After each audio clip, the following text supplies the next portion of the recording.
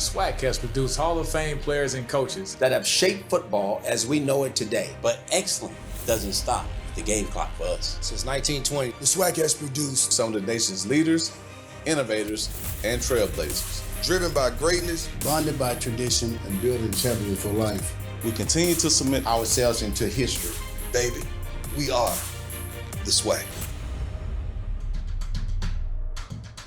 Hey everyone, and welcome to Cricket SWAC Gameday, presented by Pepsi Zero Sugar. It's the final Saturday in the month of October, which means we have a month of regular season games to go. And in the weeks to come, we're really going to figure out who is all about that Celebration Bowl life. But let's not get too far ahead of ourselves. Plenty of time for pontification, which is our word of the day. I think it means to predict or something, right? Pontificate? Okay, close enough. Today's show is brought to you by Cricket. Smile, your own cricket. Pepsi Zero Sugar, official partner of the Southwestern Athletic Conference. There's a lot of football to get to, but first, let's talk cross country. An outstanding SWAC championship took place on Monday in Tallahassee, and of course, our Von Wilson was there. That's the start of the men's 8K, the first of two races here today at the Southwestern Athletic Conference Cross Country Championships. The 2022 SWAC Cross Country Championship was held Monday in Tallahassee, Florida, at the Appalachia Regional Park, one of the top-ranked cross-country courses in the U.S. 10 men's teams and 12 women's teams battled in pristine weather conditions to see who would wear the crown.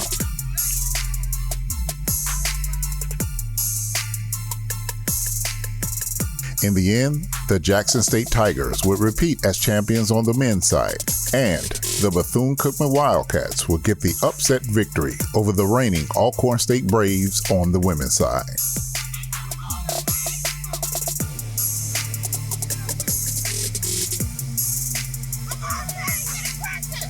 Here at the Southwestern Athletic Conference Championships Men's 8K. And your winner, the 2022 Southwestern Athletic Conference Men's Cross Country Champion, Tyler Duncan of Jackson State. I feel great. It was a really good race. And good competition. I'm really excited for my team. We went out there, we executed the plan again, and we're just Jackson State. This is what we do. At the starting.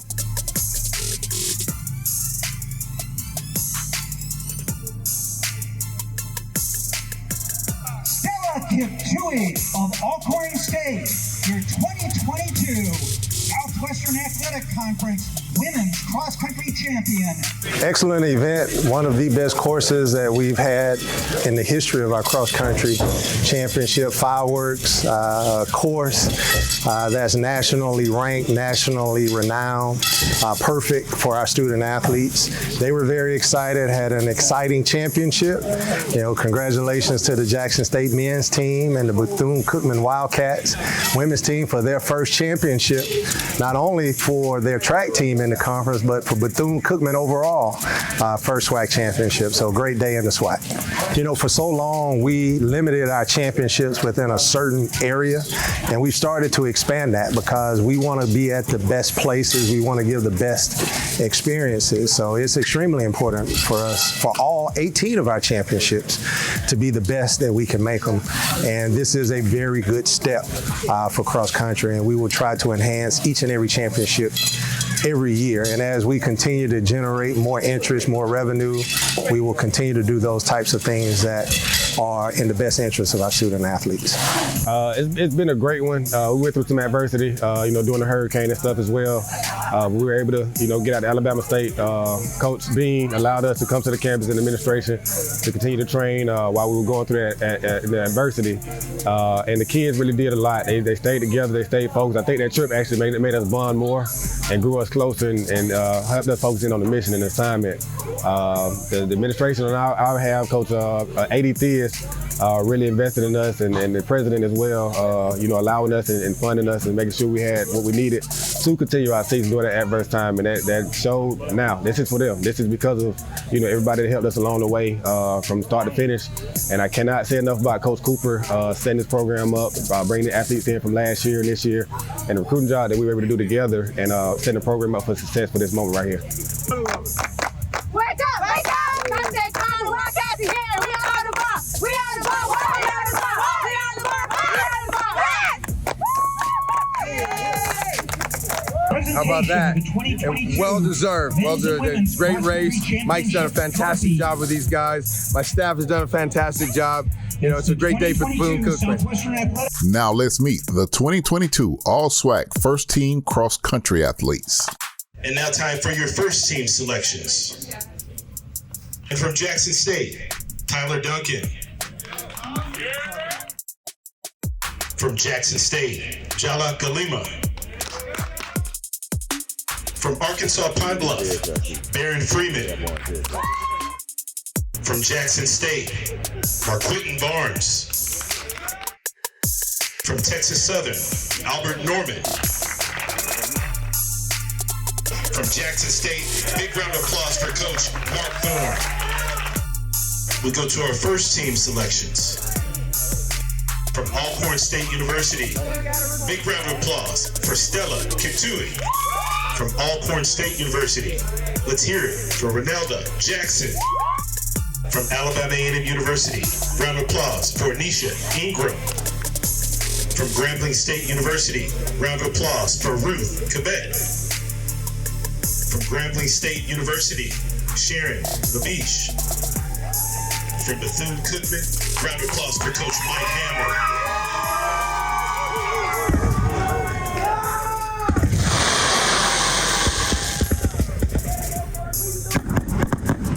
Congratulations again to our champions. Way to get it in and get it done out on the course. All right, on to football. We have some catching up to do since the last time we spoke on SWAC Game Day. Arkansas Pine Bluff has made a change in its football program. The university parted ways with now former head coach Doc Campbell, and offensive coordinator Don Treadwell takes over for the remainder of the season. There aren't necessarily a lot of things in life that you can count on, but there are a few. And one of them is the word change. As we all know, and I'm sure each of you would agree, all of us are going to be affected by change probably more than once or twice during our lifetime. So we addressed that with the group, and we basically said when it comes to change, and I learned this from a gentleman who wrote a couple of great books by the name of Tony Dungy. And Tony basically reminded us that there's two choices when change occurs. You can respond to it, which is a positive thing where you embrace it and utilize that energy to move forward, or you can react to it and sometimes get stuck in the past. So we've decided, certainly as a staff and players, that we've chosen to respond and to move forward. We have even more news to catch you up on as well. ESPN's College Game Day is on the way to the SIP. More on that in a bit. But first, let's take a look at the scores from Week 8. The SWAC scoreboard is brought to you by General Motors, official sponsor of the Southwestern Athletic Conference. Texas Southern, upset? I don't know. Close to an upset, if not an outright one, 34-27 over Alcorn State.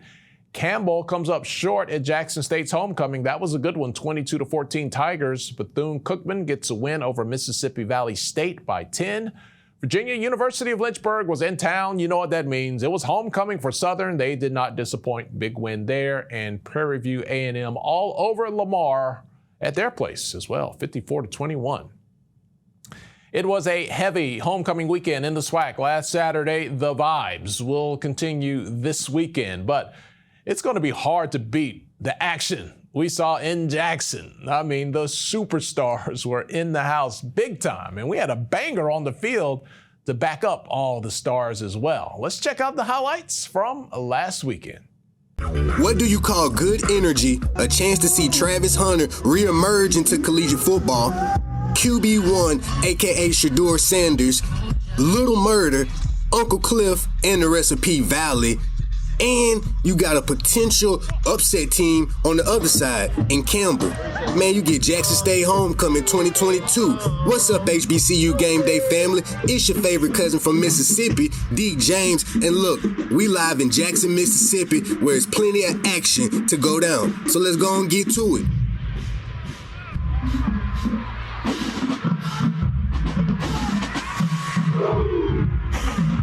Jackson State is looking to start this season 7-0 for the first time since 1983.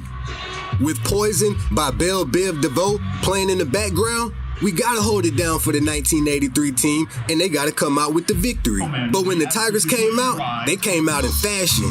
Texas rapper, national recording artist Yellow Beezy was the lead man as the Tigers entered the field for Homecoming 2022.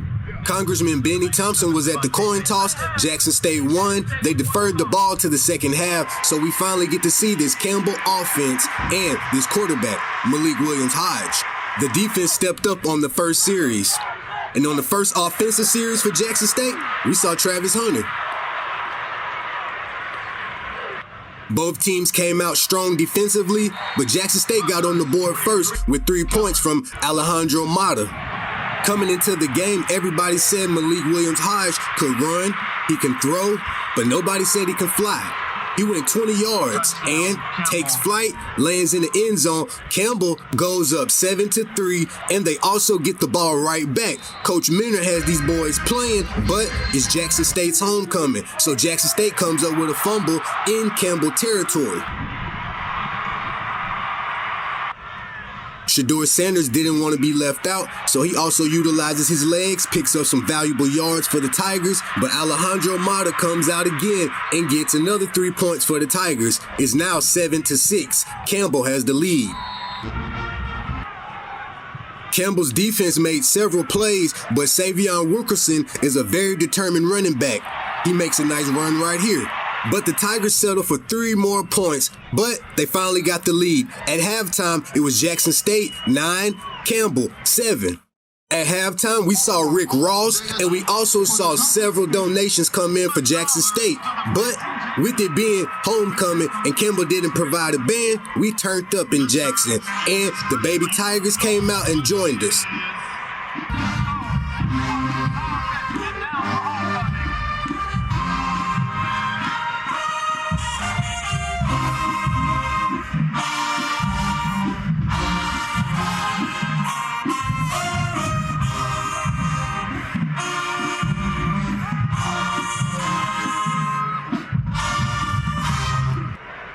Coming out in the second half, Jackson State wanted to put points on the board. Meanwhile, Campbell's defense still showed a strong presence. And with Travis Hunter at cornerback, Jackson State continued to show why they're one of the top defenses. After that, Jackson State finally got over the hump, the Camel's hump. That's good wordplay. Shedeur Sanders, 48 yards to DJ Stevens. Jackson State goes up 15-7 after the extra point was blocked. Aubrey Miller was a problem all day. Big Dog came up with 13 tackles to get MVP honors.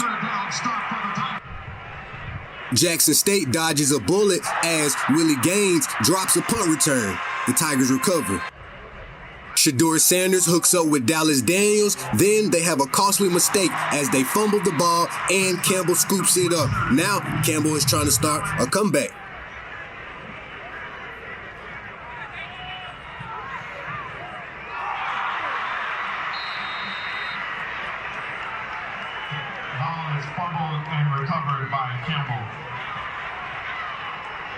Malik Williams-Hodge makes a nice dump off under pressure to Nakari Rogers. He makes a nice gain for the Camels. After a change of possession, Travis Hunter shows off his ladder work and makes the Campbell defender fall.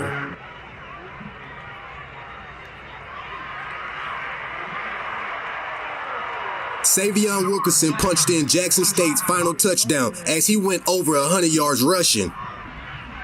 And one more person we have to shout out.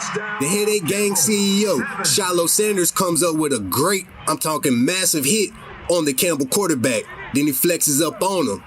Campbell scored one more time in the closing seconds, then failed to recover the onside kick. As your final, Jackson State 22, Campbell 14. Both coaches met at midfield at the end with love and respect. And in front of 51,000, you know who it is. Your favorite cousin from Mississippi, D. James, and you're watching HBCU Game Day. Texas Southern and Alcorn State started the game with fireworks, both teams scoring touchdowns in the first quarter. Alcorn even took the lead with more explosive play in the second quarter, but then it was the Texas Southern defense that threw a bit of a monkey wrench into the Alcorn State attack, a pick six. It'll do that to you. But then the difference began to show in the second half. 4 unanswered scores from Texas Southern. They bookended 2 field goals outside of 2 touchdowns, including an electric punt return for the score. Texas Southern handles Alcorn State by the final of 34-27. Bethune-Cookman and Mississippi Valley State had one heck of a shootout in Itta Bena. Let's fast forward down to the third quarter. Jalen Jones finds Marcus Riley. That's a 73-yard touchdown on the play, and Bethune-Cookman goes up 28-14. Darnell Dees, he has a 98-yard kickoff return in the third, and the Wildcats up now 35-21, and surely that's the backbreaker in the equation, right? Well, not so fast, everyone. Valley would answer that kickoff with a 97-yard return from Kobe Bates, and this is like a game of horse, except it's football. So 35-28, who's going to flinch first? 2:11 to go. Valley, they're going to cut the lead down to 3 points with a few ticks remaining here. Ja'Cory Rankin, the 16-yard pass from Jamari Jones, but Bethune is able to bring it on home in the end. Quashawn Bird, 26-yard run, 42 seconds left in the game, and that, ladies and gentlemen, is the ball game. 45-35. Wowzers.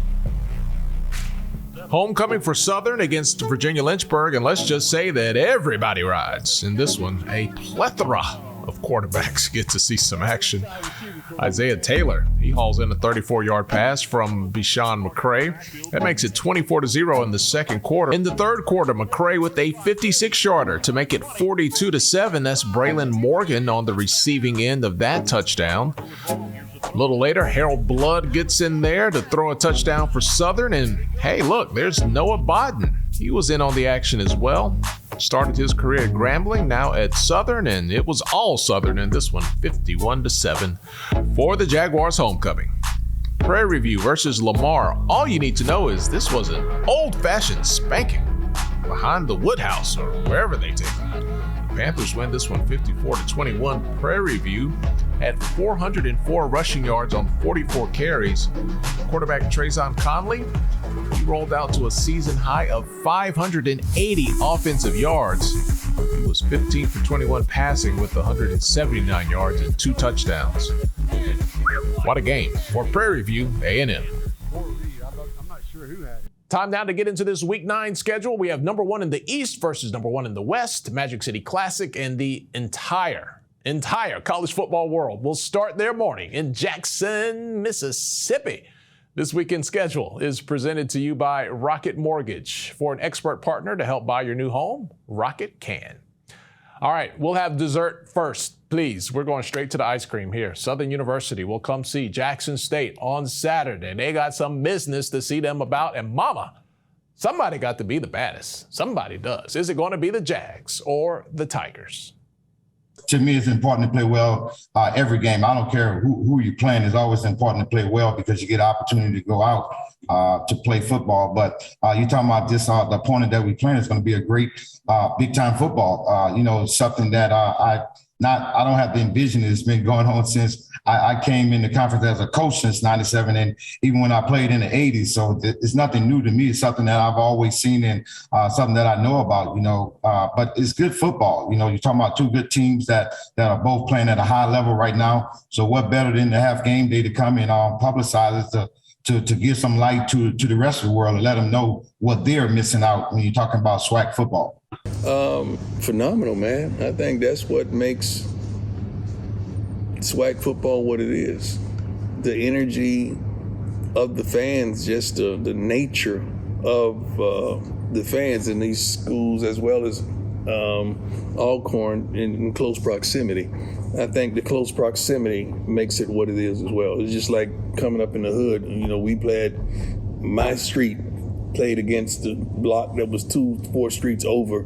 Then we also played against the other block that was 4 streets over. We had to represent our street on Henderson Avenue. So I understand. I love it. I love it. I love the way the fans get after it. You know, but I like nice, clean fun and joking and clowning with one another. But I want it clean. I don't want it to get to go to the next level. The game itself doesn't need any help, but of course, there's that extra that you're going to see. We're going to have the boombox factor. We're going to have the sonic boom taking on the jukebox. They're going to figure that out in the stands and on the field. And to top it all off, ESPN's College Game Day, broadcasting live from the Vet on Saturday morning. That is a big, big deal.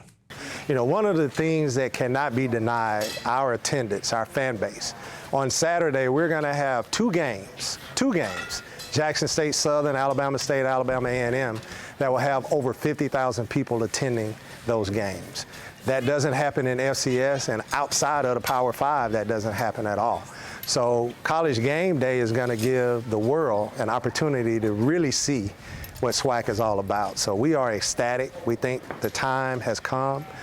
We want to thank you. You know, our partnership with ESPN and Disney is remarkable.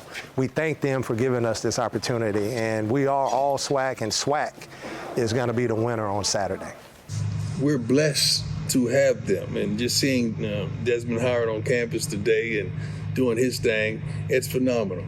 I just hope we as a city, as a school, we always talking about culture, understand the magnitude of what's about to transpire. And I hope we do our homework as a city, and I'm not just putting this on the students, I mean as a city, to come out and support this College Game Day and make sure it is what it normally is and then some on a weekly basis. We need to put on, and we always talk about we put on for our city. We need to put on for our city for real this weekend. This is huge.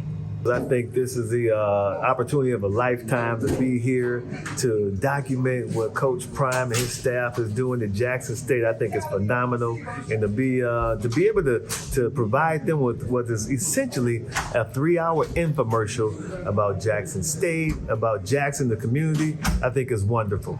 And now the rest of the story and the rest of the SWAC schedule. Who knows about Paul Harvey? You got to be old like me.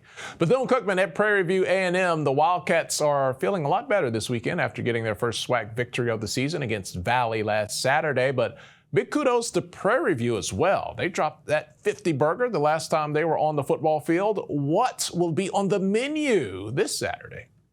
Well, we got our work cut out for us. And, you know, that's something that we've been talking to our guys about, you know, all day yesterday, and we talked to them this morning when we had a chance to meet with them. We're not going in underestimating anyone. Prairie View's had an opportunity to you know, put some points up. They you know, run the ball very well. So we have to have our run defense intact. And our guys have to go in with the mindset that we have to definitely stop the run first. We just want to go out and do our job, you know, defensively. Defensively, we know that, again, they're going to give us some challenges with, you know, with JJ running, you know, again, as Coach Dancy talked about, you know, he can do some things, man, as well as Bird, you know. And again, we've been a poor tackling team, you know, just so happened that we're so fast and it doesn't look as bad as it should look. You know, we've had guys in the backfield numerous of time earlier games. You know, we just got to make sure that we make those plays, and especially with these two young men coming in. And again, just play football like we're capable of playing, you know, doing their job. You know, we're going to, again, stress that throughout the rest of the week as well, you know, and stay focused because, you know, we got, you know, big event this weekend with homecoming, you know, hadn't been here in a while. So, you know, we just got to make sure these young men stay focused till after this game. Alcorn State is not happy after last weekend's loss to Texas Southern, a rough day from the pocket for the Braves, and the expectation in Lorman is divisional titles, SWAC championships, celebration bowls. The expectation in Grambling, much of the same. Come on now. The G-men not here for participation trophies. Well, none of us are happy with the job that we've done. I think we all get that. When you're 1-6, I mean, you have to look at everything. So we're not happy. We don't think we've coached as well as we can, and we don't think we've played as well as we can. So, again, this has been a real good time for us to know where we need to pivot from and the things we need to pivot to. And I think we're making those adjustments and corrections. In terms of what we got to do to bounce back, get ourselves off the mat, we got to stay focused for a total of 60 minutes, so those things going to occur. You're going to have breakdowns and stuff that's going to come unknowing, things like that. To take the quarterback state of mind. I think Coach Phillips is doing a great job of getting those guys back engaged to what we got to do this upcoming week in preparation to play Grambling. So it's going to be a tough task for us down in Grambling. So it's always tough down there to play. So we just got to get these guys up, get them back working this week in terms of what we got to do in preparation for that. Homecoming for Texas Southern. The Tigers cannot make up any ground in the SWAC this weekend as they venture out of conference. The Tigers taking on Lincoln of California. We got Lincoln, PA, Lincoln, MO, Lincoln, CA. A lot of Lincolns out there. But SWAC or not, winning feels good in Houston. They'll take a little more, please. Well, we want to see a lot of people in the stands. Our guys, we feel like they played hard enough to earn the right for, people to come out and support. But I hadn't looked past our opponent this week. Lincoln is who's up on the schedule. It's homecoming. It would be real embarrassing, if we brought a team in here who's only had a program for a few years and we don't take care of business. So we're going to focus on taking care of business versus Lincoln and giving our fans, our alumni, our student body something to be happy about this homecoming weekend. The last Saturday in October means the Magic City Classic. Alabama State, Alabama A&M. Not much else needs to be said.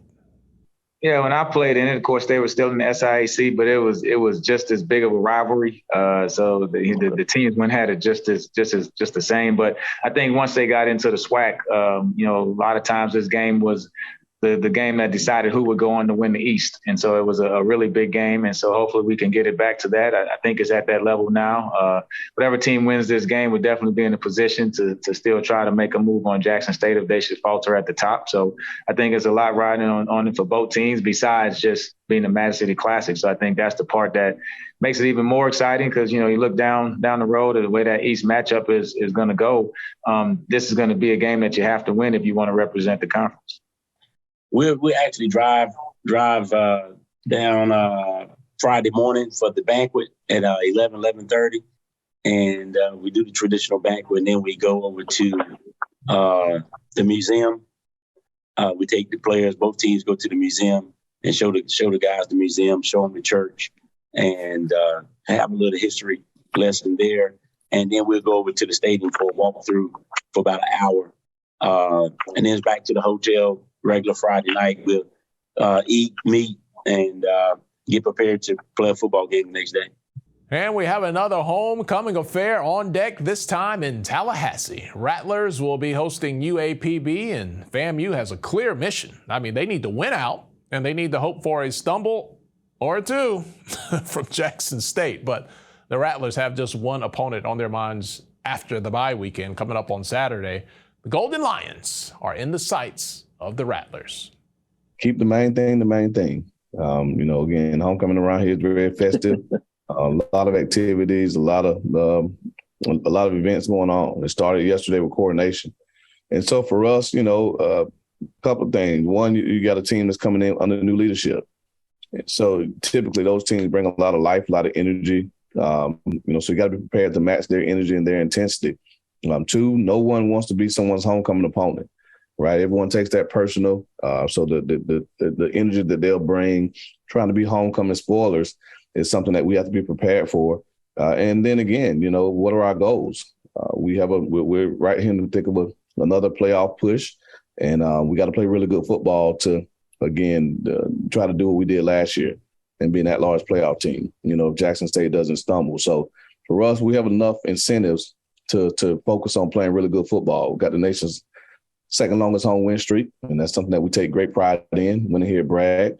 And, we don't want that to be snapped. And so, again, the guys know what's at stake. And, again, if we, like I told them yesterday, we'll get what we deserve.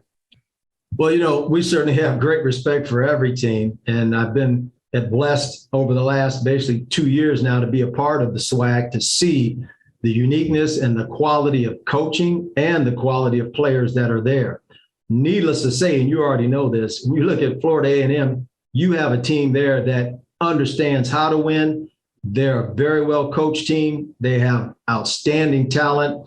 And then you sprinkle in what you just said, that it's homecoming. Man, we know we're going to be going into a tough environment, but you know what? Last time I checked, there's nothing like that movie, The Gladiator, in my mind. So we'll just do the best that we can, and we'll embrace the atmosphere, and we just hope to do the best job that we can to represent our university. Time now for the SWAC Players of the Week. From their performances in Week 8 on the field, Players of the Week brought to you by Pepsi Zero Sugar, official partner of the Southwestern Athletic Conference. The SWAC has named Prairie View A&M's Trayvon Conley, Jackson State's Aubrey Miller Jr., and Savion Wilkerson, along with Texas Southern's Chonzavia Lewis, its SWAC Football Players of the Week for their exceptional performances during games played last weekend. All right, let's take a look at our Offensive Player of the Week. It was a non-conference matchup, and Conley led the Panthers to a 54-21 win over Lamar. He scored a career-best 3 rushing touchdowns to go along with 2 passing touchdowns. He was 15 of 21 throwing, 179 yards, while rushing for 119 yards, averaging 9.9 yards per carry. That man was a walking first down. On defense, it was a 22-14 non-conference win over Campbell for Jackson State, and Aubrey Miller Jr. was at the center of Jackson State's stout defense with 13 solo tackles. 7 of those stops limited the Camels to 3 or fewer yards, including a 6-yard sack and another tackle for loss. Our Specialist of the Week, Lewis, contributed a key punt return for a touchdown of 73 yards, which helped turn the tide of the game for Texas Southern in the third quarter of the Tigers game versus Alcorn State on Saturday. He had 122 punt return yards while tallying 92 yards on 4 kickoff returns. Put the special in special teams. All right, our newcomer of the week, Wilkerson. We've heard his name a lot this year. Is he still a newcomer? Good Lord, he's kicking butt every week. He had his second 100-yard rushing game of the season with the season-high 24 carries for 116 yards and 1 touchdown. He rushed the ball 5 times for 45 yards during the Tigers' game-clinching touchdown drive, and he capped it off with a 4-yard scoring run with just over 3 minutes to play to seal the deal and the win. All righty, then. Let's take a look at the SWAC standings heading into the final week of October. SWAC standings brought to you by General Motors, official sponsor of the Southwestern Athletic Conference. In the East, Jackson State. You see the numbers, you know the story. We talk about them every week. 7-0, 4-0 in conference. FAMU, nice rebound to the season. They're now 3-1 in the SWAC, 5-2 overall. Alabama A&M, we haven't talked about them a lot, but look at them creeping on up. 3-1 in conference play. Alabama State now at 2-2. Bethune-Cookman at 2-2, and Mississippi Valley State still looking for that first win of the year. All right, let's head out west, young man. West we go, where we find Southern on top. They are 3-1 in conference play and 5-2 overall. Prairie View right behind them, or right there with them at 3-1. Texas Southern at 3-2. Alcorn State, a little disappointing 2-2, but still got some weeks to go here. Arkansas Pine Bluff, Grambling State, both 0-4 in conference play, looking for their first SWAC wins of the year. Well, that is it for this week's Cricket SWAC Game Day, presented by Pepsi Zero Sugar.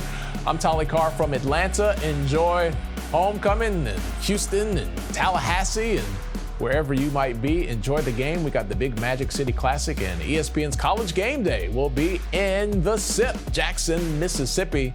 Start your weekend with the SWAC. That is so awesome. All right, I'm Tolly. I'll see you guys. We'll talk about all the games next week right here, SWAC Game Day.